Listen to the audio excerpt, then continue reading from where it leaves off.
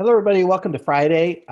Really want to thank everybody who came to go live with Tom today. Had a really fun time. Lots of great questions, actually. But I got a question after the video session that we did, and it really had to do with, why, if earnings are doing so well, is the market coming down? It was down today. The S&P 500 was down, about 0.7%. We saw that kind of across the board. All the indexes, the Russell 2000, all of them were down some today. And there's a couple of things that are happening today. Number one, for some reason, especially this year, the last day, trading day of each month, we've had a downturn. It's kind of fascinating. I'm not sure why.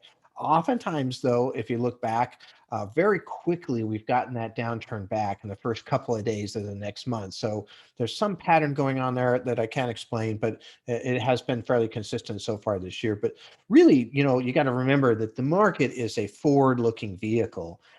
Because if you look at what has happened this week, you'd think, oh gosh, the market should be flying. I mean, unbelievable numbers. Apple had 54% increase in revenues, and Amazon had a 44% increase in revenue. These are unbelievable numbers for companies that are that big. I mean, that's huge jumps. And so obviously there's a lot of profitability in there. We saw, consumer, household income jump 21%.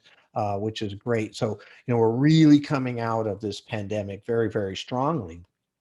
But the market is not a today vehicle. And again, just think about that. If they expect the stock to go up, a certain amount over a period of time based on a certain amount of earnings, when they report those earnings, sometimes it'll go up a little, go down a little, but it's really looking forward.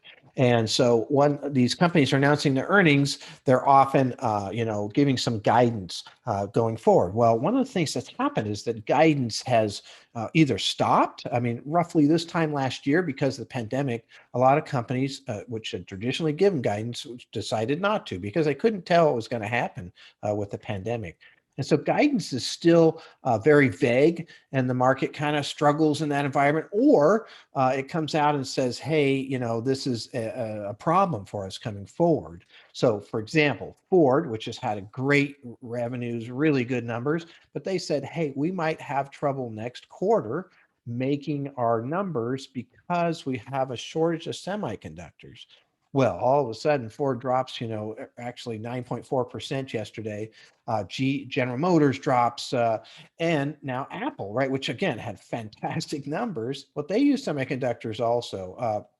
And so there's just this, hey, are these companies going to be able to meet their numbers or meet their, issues if there's some shortage in supply in some of these different areas? So there are some, hiccups that are happening as far as that goes.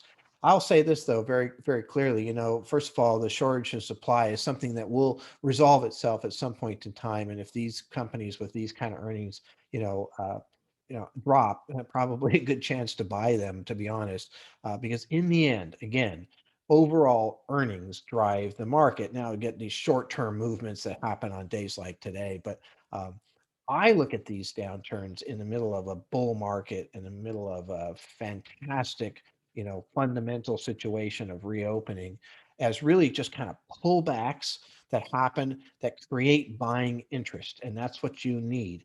Some of the biggest bull markets I've ever seen have had these pullbacks that kind of create buying interest.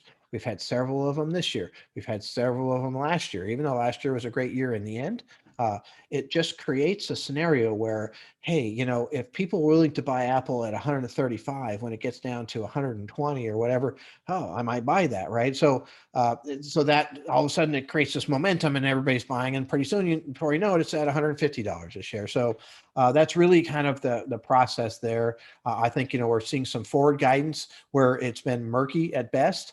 And we're seeing, some scenarios where, there's just I think a buying opportunity that's going to come out of this too. So nothing too much to worry about. Again, really, really, really good earnings that are coming out. Matter of fact, 86% of the S&P 500 right now, and there's 303 of them that have reported, have beaten their expectations. So I feel that the murky guidance has created a situation where there's some opportunity because the analysts are underestimating these earnings. And we're seeing, really that's a record 86%. We're seeing this record amount of upside surprises. So I think, that's going to continue to happen here. And yeah, there'll be some hiccups in the semiconductor thing's important, but not every industry relies on semiconductors, believe me. So anyway, we'll see how it goes. So thank you again for coming to Go Live with Tom. Look forward to talking to you again on Monday. Thank you. Bye.